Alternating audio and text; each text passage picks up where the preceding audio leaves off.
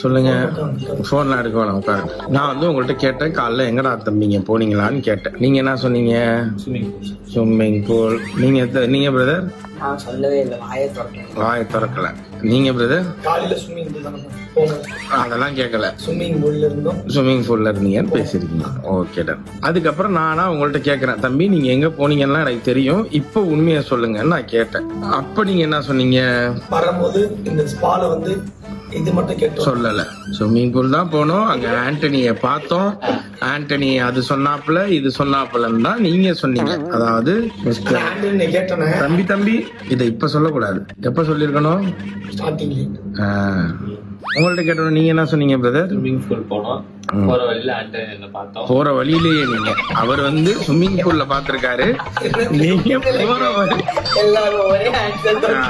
போற வழியிலேயே நீங்க பாத்துட்டீங்க. நீங்க தனித்தனியா